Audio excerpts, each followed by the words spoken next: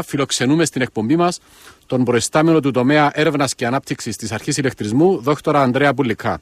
Δόκτωρ Πουλικά, καλώς ορίσατε στον Άστρα και στην εκπομπή Άνθρωποι της Ανάπτυξης. Καλησπέρα σας κύριε Τσουλόφτα, ευχαριστώ για την πρόσκληση, να καλησπερίσω και τους ακροατές σας. Μάλιστα, κυρίες και κύριοι, όπως είπαμε, ο κύριος Πουλικάς είναι προϊστάμενος του τομέα έρευνας και ανάπτυξης της ΑΕΚ.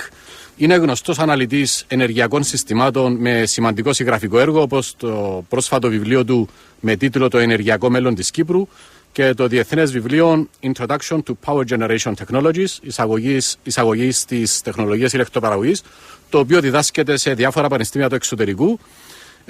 Είναι επίσης ο σημερινός φιλοξενούμενος μας συντονιστής της ομάδας μελετητών που έχει καταρτήσει το Εθνικό Σχέδιο Δράσης της Κύπρου για την προώθηση των ανανεώσιμων πηγών ενέργειας μέχρι το 2020.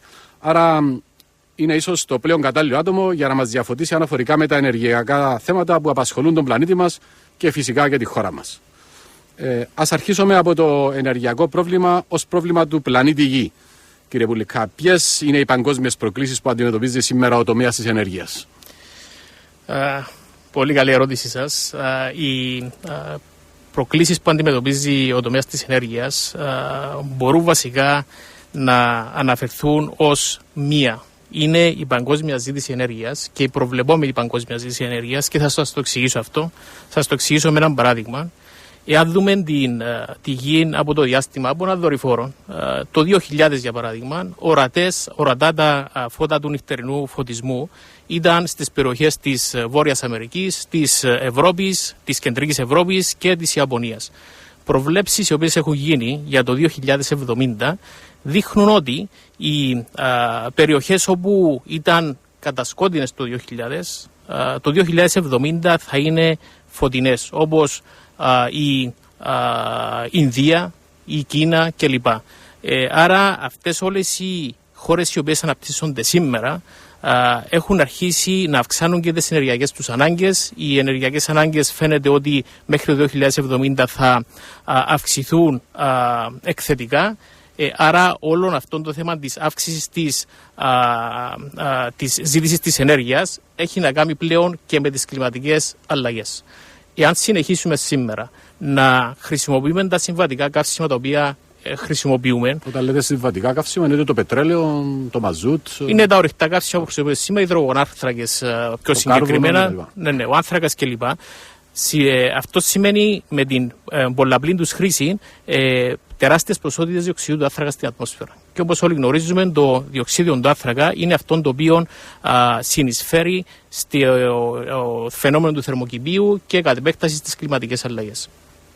Ας σας πω λίγα για τις κλιματικές αλλαγές, αν επιτρέπετε, για να μπορούν και οι ακροατές να παρακολουθήσουν την συζήτηση.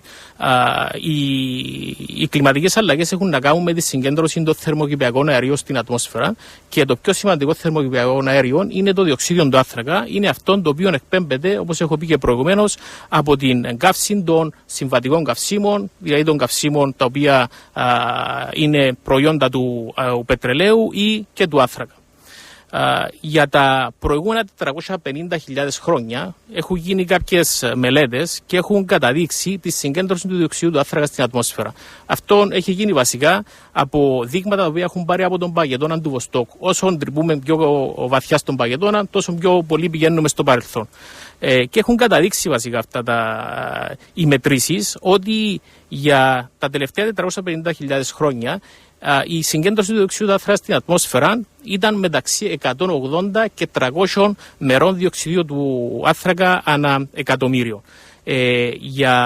Όμως σήμερα είναι η πρώτη φορά που ξεπερνούμε τα 300 ppm, parts per million, όπως έχω αναφέρει προηγουμένως, και έχουμε φτάσει σήμερα γύρω στα 350 μέρη διοξιδίου του άνθρακα ανά εκατομμύριο. Αυτή η αύξηση θεωρείται ουσιώδης, θεωρείται αύξηση που επηρεάζει, έχει άλλες επιπτώσεις? Ήδη έχουμε πλέον μπροστά μας, είμαστε αντιμέτωποι πλέον με τις κλιματικές αλλαγές. Και οι κλιματικές αλλαγές έχουν να κάνουν πλέον με την αύξηση της θερμοκρασίας της γης, με το λιώσιμο των πάγων δηλαδή, με την άδον της στάθμης της θάλασσας, με την επίδραση στα θαλάσσια ρεύματα, με αλλαγές στο κλίμα, με τοπικές μετεωρολογικές αλλαγές. Και είναι όλα αυτά τα οποία ζούμε σήμερα. Υπάρχουν φυσικά και αντικρουόμενες μελέτες. Πρόσφατη μελέτη που έχει γίνει πριν 6 μήνες από το Πανεπιστήμιο του Χάρβαρντ λέει ναι, υπάρχουν οι κλιματικές αλλαγές, όμως αυτό δεν αποτρέπει την οικονομική ανάπτυξη, διότι μπορεί κάποιες χώρες να ερημοποιηθούν, όπως είναι και οι χώρες της Μεσογείου, όπως είναι η χώρα μας, αλλά χώρες οι οποίες είναι στο βορρά, όπως η Σουηδία για παράδειγμα, πλέον θα μπορεί να αναπτύξει τον τουριστικό τομέα στις παραλίες κλπ. Και το γεωργικό ενδεχομένως. Ναι. Λοιπόν, άρα η πρόκληση που αντιμετωπίζει ανά το παγκόσμιο ο τομέας της ενέργειας είναι η μεταστροφή από τα συμβατικά τα καύσιμα σε εναλλακτικές πηγές ενέργειας και στην βιώσιμη ανάπτυξη. Όταν λέμε εναλλακτικές πηγές ενέργειας, τι εννοούμε, κύριε Πουλίκα? Οι εναλλακτικές πηγές ενέργειας είναι πηγές οι οποίες δεν συνεισφέρουν στο φαινόμενο του θερμοκηπίου και στις κλιματικές αλλαγές. Άρα είναι φιλικές προς το περιβάλλον. Φιλικές προς το περιβάλλον τεχνολογίες, βεβαίως. Μάλιστα. Τώρα, ας έχετε κάνει μια εισαγωγή έτσι, σε παγκόσμιο επίπεδο. Αντιλαμβάνομαι τώρα ότι η Ευρωπαϊκή Ένωση, στην οποία εμείς συμμετέχουμε και ακολουθούμε, τις οποίες ακολουθούμε τις οδηγίες και γενικά την πολιτική της, έχει καταρτήσει μια δική της ενεργειακή στρατηγική και έχει θέσει κάποιους δικούς της συγκεκριμένους στόχους. Ποιο είναι το όραμα της Ευρωπαϊκής Επιτροπής, της Ευρωπαϊκής Ένωσης γενικά, για το μελλοντικό ευρωπαϊκό ενεργειακό σύστημα? Και κατ' επέκταση, ποιους συγκεκριμένους στόχους έχει θέσει και ποιες πολιτικές εφαρμόζει για να υλοποιηθεί αυτή η στρατηγική, αυτόν το όραμα, στο πλαίσιο της Ευρωπαϊκής Ένωσης? Να ξεκινήσω πρώτα με τις πολιτικές και τους στόχους και να καταλήξω στο όραμα. Η Ευρωπαϊκή Επιτροπή, έχοντας υπόψη όλα αυτά τα οποία έχουμε αναφέρει προηγουμένως, ανησυχεί. Ανησυχεί διότι οι διεθνείς μελέτες έχουν δείξει ότι η θερμοκρασία της γης μέχρι το τέλος αυτού του αιώνα θα αυξηθεί πάνω από 5 βαθμούς Κελσίου. Ήδη στην Ευρώπη φαίνεται ότι αν συνεχίσουμε με την σημερινή κατάσταση να χρησιμοποιούμε τις τεχνολογίες όπως τις χρησιμοποιούμε σήμερα των συμβατικών καυσίμων, φαίνεται ότι θα έχουμε αύξηση των εκπομπών του διοξείδου του άνθρακα μέχρι το 2030 γύρω στο 5% επιπλέον από σήμερα. Επίσης, η εξάρτηση Ευρωπαϊκής Ένωσης σήμερα από εισαγωγές ενέργειας είναι στο 50% και αναμένεται μέχρι το 2030 να φτάσει στο 65%. Γι' αυτόν τον λόγο ήρθε για πρώτη φορά η Ευρωπαϊκή Επιτροπή και έχει ενοποιήσει τον τομέα της ενέργειας μαζί με τον τομέα του περιβάλλοντος. Άρα υπάρχει ενιαία πολιτική, ενεργειακή και περιβαλλοντική. Ακριβώς. Υπάρχει ενιαία πολιτική πλέον περιβάλλοντος και ενέργειας και έχει θέσει κάποιους στόχους. Τώρα Οι στόχοι βασικά είναι αυτοί που ακούμε πολλές φορές το 20-20-20 και θα ήθελα λίγο να το εξηγήσω αυτόν το 20-20-20. Το πρώτο 20 είναι και η κύρια στρατηγική, είναι η μείωση των εκπομπών θερμοκηπιακών αερίων κατά 20% μέχρι το 2020. Μάλιστα. Το άλλο 20 αναφέρεται στην διείσδυση των ανανεώσιμων πηγών ενέργειας μέχρι το 2020 στο 20% και το τρίτο 20 είναι η αύξηση της αποδοτικότητας ή η εξοικονόμηση ενέργειας κατά 20%. Αυτόν το 20-20-20 είναι ο μεσοπρόθεσμος στόχος. Έχει μπει και ένας μακροπρόθεσμος στόχος μέχρι το 2050, ο οποίος αφορά πλέον την μείωση των θερμοκηπιακών αερίων κατά 80% μέχρι το 2050. Αν θέλετε να επεκταθώ λίγο το πώς έχει καταλήξει σε αυτήν την ενεργειακή πολιτική η Ευρωπαϊκή Ένωση, είναι η πρώτη φορά όπου δεν έχει χρησιμοποιήσει συμβατικά μοντέλα με προβλέψεις, με forecasting όπως ονομάζεται, για να και έχοντας υπόψη τι τεχνολογίες έχουμε σήμερα, πού μπορούμε να φτάσουμε. Έχει χρησιμοποιήσει το backcasting όπως το ονομάζουμε. Όπου έχει θέσει τους στόχους λόγω ανάγκης μείωσης των θερμοκηπιακών αερίων και πλέον τώρα επενδύει αρκετά στην έρευνα η Ευρωπαϊκή Επιτροπή, ώστε να αναπτύξει τις τεχνολογίες για να μπορέσουμε πλέον να πετύχουμε τους στόχους μας. Μάλιστα. Άρα βλέπουμε ότι η Ευρωπαϊκή Ένωση έχει ένα πάρα πολύ συγκεκριμένο και αυστηρό πρόγραμμα. Τώρα, υιοθετείται αυτή η πολιτική της Ευρωπαϊκής Ένωσης από όλες τις χώρες? Υπάρχουν αντιδράσεις, υπάρχουν χώρες οι οποίες... Κοιτάξτε να δείτε, ήδη αυτή η ευρωπαϊκή πολιτική την οποία έχω αναφέρει έχει πλέον μεγάλο μέρος της νομοθετηθεί μέσα από οδηγίες. Όπως είναι η οδηγία για τις ανανεώσιμες πηγές ενέργειας, όπου υπάρχουν υποχρεωτικοί στόχοι για κάθε κράτος μέλος.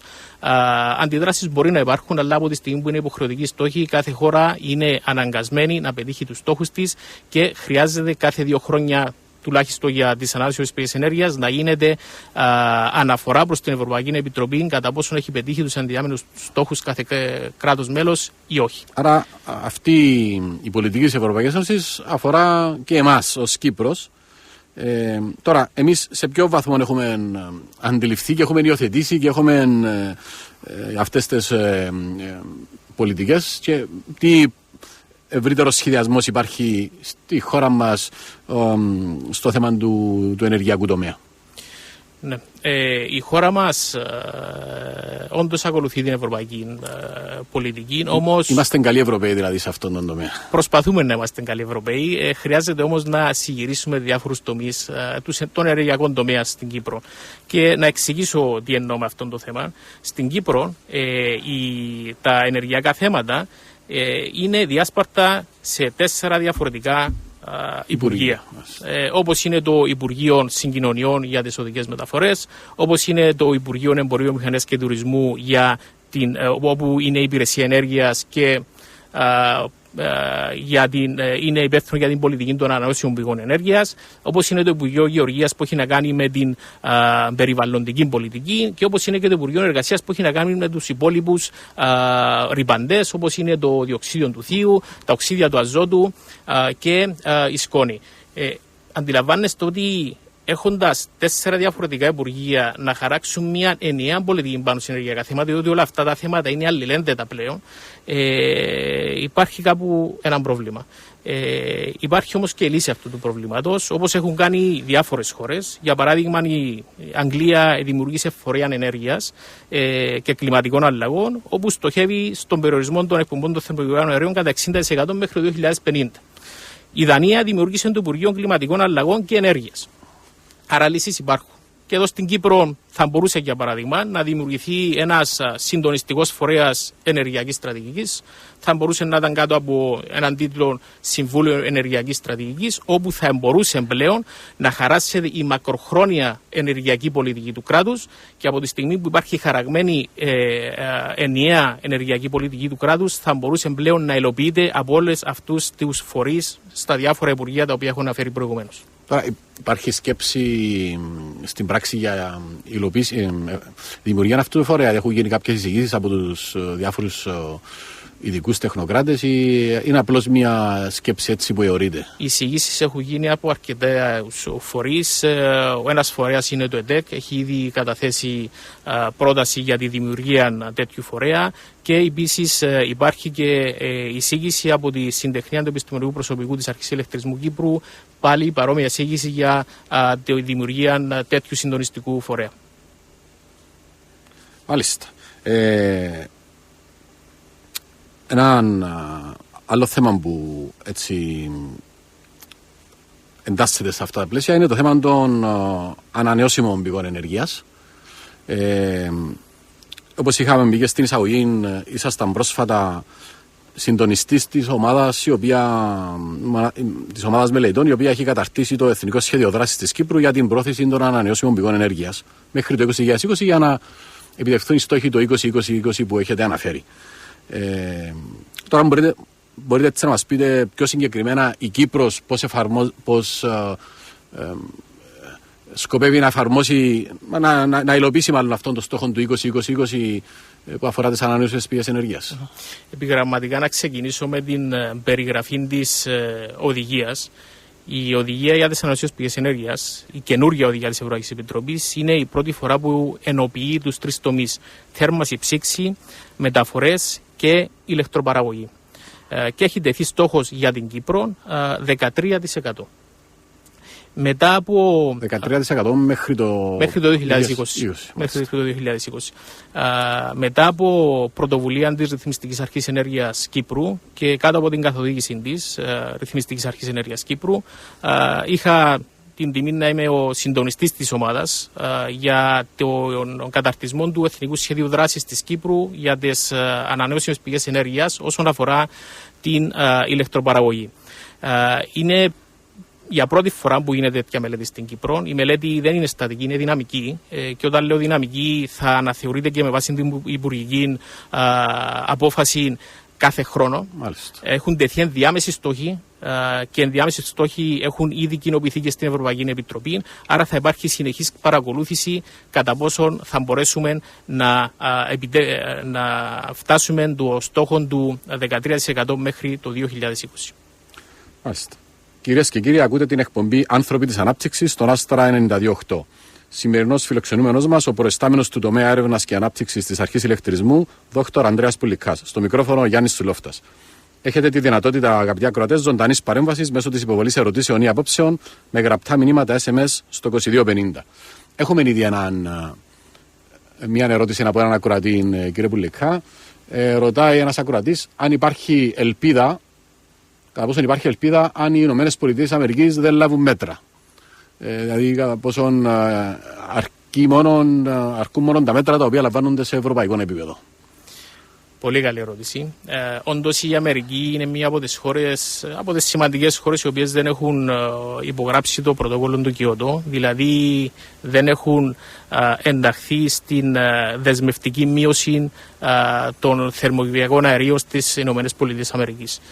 Όμως δεν πρέπει να γνωρίσουμε το γεγονός ότι στις Ηνωμένες Πολιτείες γίνεται αρκετή ανάπτυξη τεχνολογιών φιλικές προς το περιβάλλον, ανανεώσιμων πηγών ενέργειας και επίσης συστημάτων μηδενικών εκπομπών διοξιδίου του άνθρακα. Μηδενικών εκπομπών διοξιδίου του άνθρακα συστήματα είναι τα συστήματα τα οποία κατά την καύση των ορυκτών καυσίμων μπορούν να δεσμεύσουν το διοξίδιο του άνθρακα. Το διοξίδιο του άνθρακα μετά μπορεί να μεταφερθεί και να αποθηκευτεί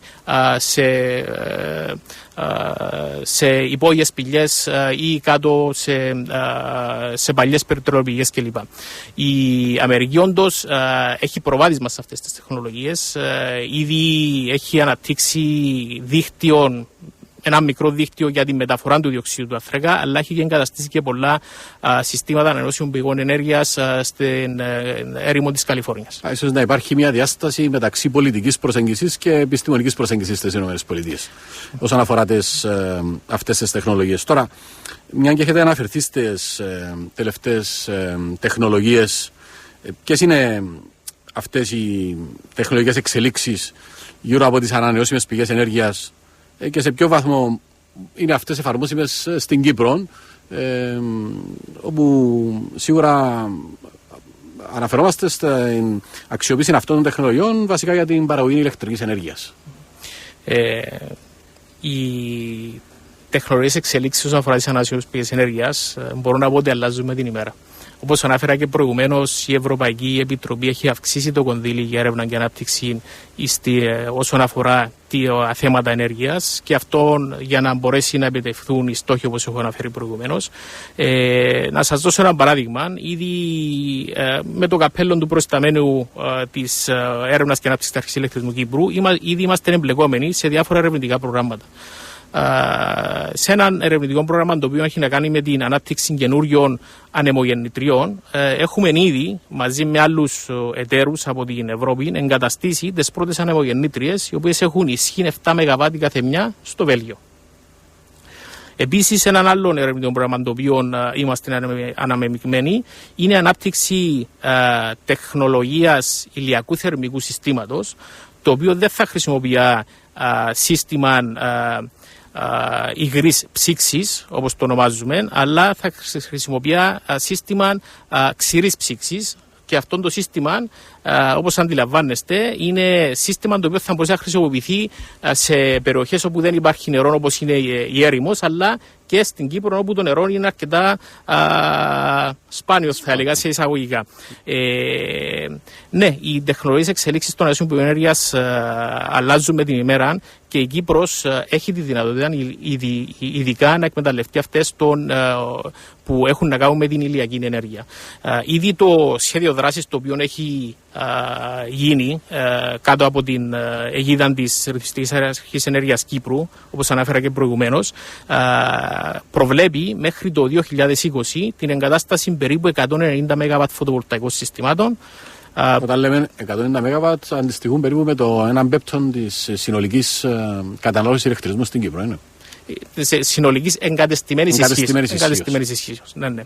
Επίσης 300 ΜΒ αιωλικών συστημάτων, 75 ΜΒ ηλιοθερμικών συστημάτων και 17 ΜΒ που είναι και το μέγιστο δυναμικό για την Κύπρο βιομάζας. Μάλιστα. Τώρα, πέραν από αυτές τις ανανεώσιμες πηγές ενέργειας, οι οποίες είναι πλήρως φιλικές προς το περιβάλλον, δηλαδή δεν επιφέρουν καμία επιβάρηση στο περιβάλλον, ακούμε κατά καιρούς ότι μια άλλη μορφή ενέργειας η οποία είναι φιλικότερη προς το περιβάλλον είναι η πυρηνική ενέργεια.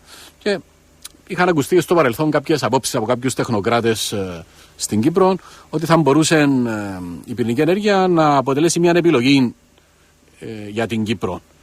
Κατά τη γνώμη σας, Δ. Πουλιχά, πόσο εφικτή είναι για την κυπριακή πραγματικότητα η χρήση της πυρηνικής ενέργειας? Η πυρηνική ενέργεια όντως είναι μια μορφή ενέργειας φιλική προς το περιβάλλον, θα έλεγα φιλική προς τις κλιματικές αλλαγές, διότι δεν εκπέμπει διοξείδιο του άνθρακα. Έχει όμως τα άλλα προβλήματα τα οποία γνωρίζουμε, σε περίπτωση ατυχήματος την εκπομπή ραδιενέργειας, αλλά επίσης και τα ραδιενεργά απόβλητα. Όσον αφορά την Κύπρο τώρα, διότι έχουν ακουστεί πολλά τα τελευταία χρόνια, θα ήθελα να αναφέρω πρώτα απ' όλα ότι η Κύπρος αποτελείται από ένα πολύ μικρό ηλεκτρικό σύστημα και οι πιο μικροί πυρηνικοί αντιδραστές που υπάρχουν σήμερα έχουν ελάχιστη ισχύ γύρω στα 350 ΜΒ και μέγιστη ισχύ γύρω στα 600 ΜΒ. Και επίσης, όταν εγκατασταθεί τέτοιος πυρηνικός αντιδραστήρας, θα πρέπει κατά τα πρώτα χρόνια της λειτουργίας του να δουλεύει σε πλήρη ισχύ, στα 600 ΜΒ.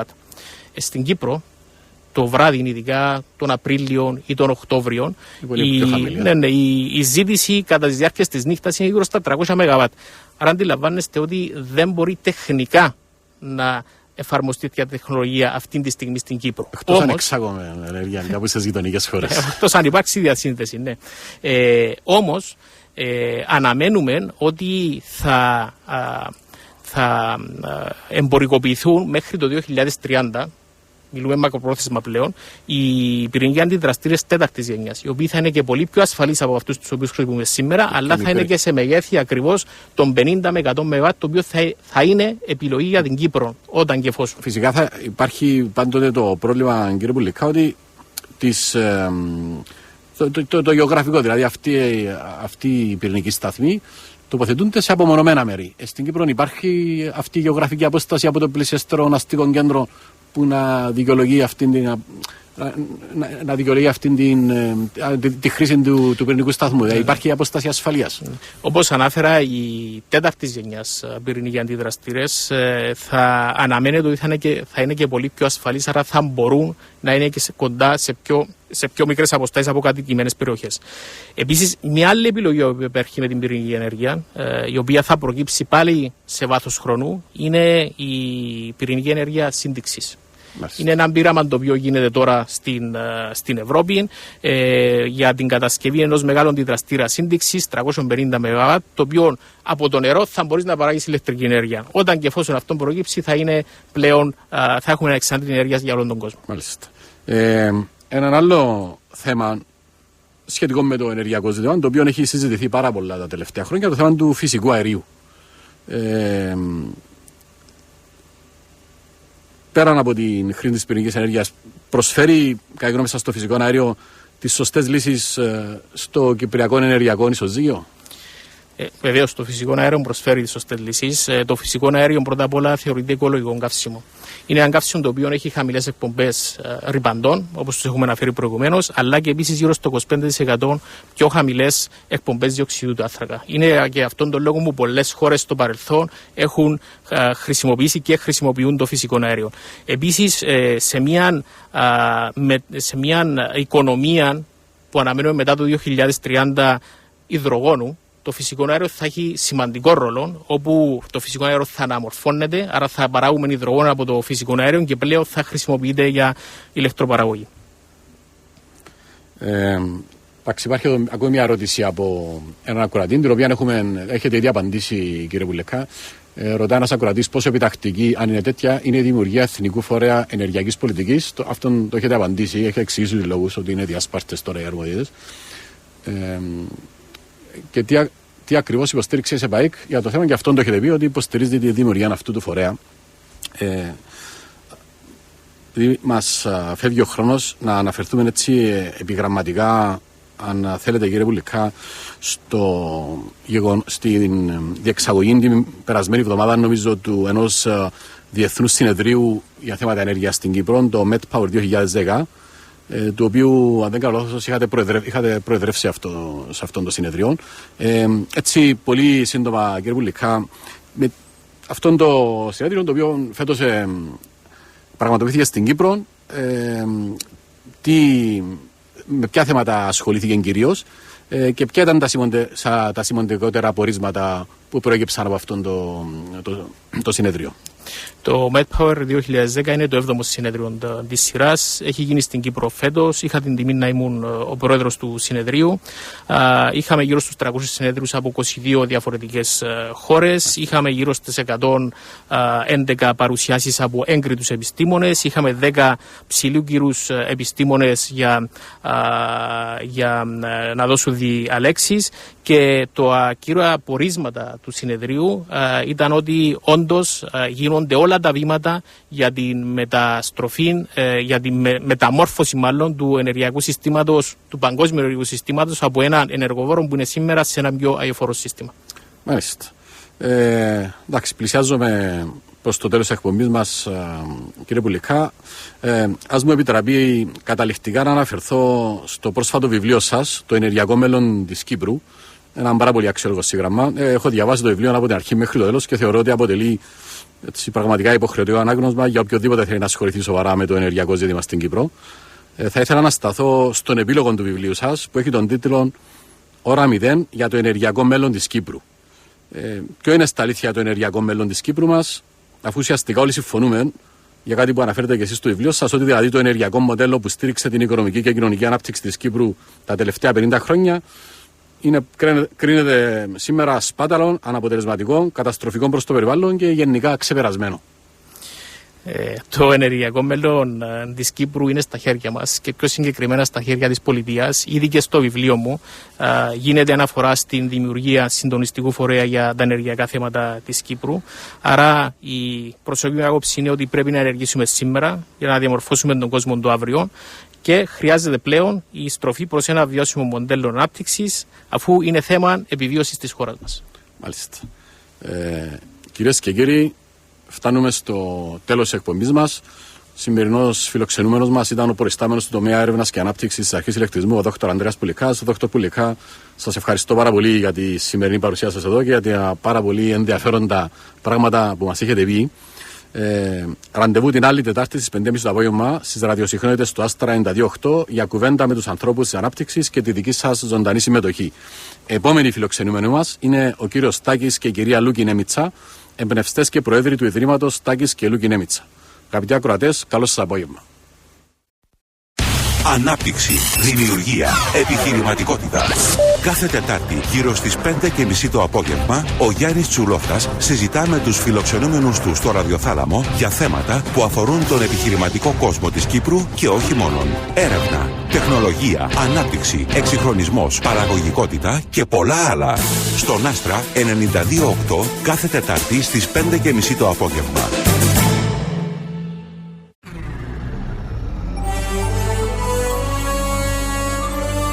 Άστρα 92.8. Υπεύθυνο ραδιόφωνο με νεανική ψυχή.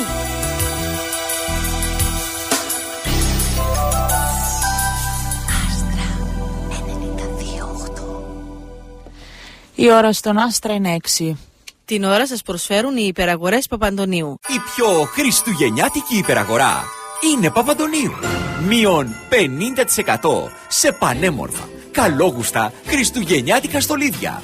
Και 40% έκπτωση σε φανταστικά σχέδια από μπιμπελό και μοναδικά κυροπήγια.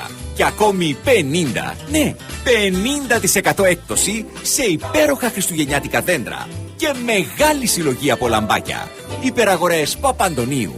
Φροντίζουν και χαρίζουν για καλές γιορτές. Όλες μας οι προσφορές στο www.papandoniou.com.cy. Τίτλοι ειδήσεων. Κυρίες και κύριοι, καλό σας απόγευμα. Ολοκληρώθηκε πριν από λίγο η συνεδρία του Άτυπου Συμβουλίου των Αρχηγών υπό τον Πρόεδρο της Δημοκρατίας, ο οποίος ενημέρωσε τους αρχηγούς των κομμάτων για τα τεκτενόμενα στη Νέα Υόρκη, ενώ συζητήθηκε και η συνάντηση της Γενέβης. Στο μεταξύ, στις 25-26 Ιανουαρίου θα συναντηθούν με τον Γενικό Γραμματέα των Ηνωμένων Εθνών στη Γενέβη ο Δημήτρης Χριστόφιας και ο Ντερβίς Εροχλού. Σε δηλώσεις, το ειδικό σύμβουλος του Γενικού Γραμματέα του ΟΗΕ για την Κύπρο, Αλεξάντερ Τάουνερ, μετά από συνάντηση που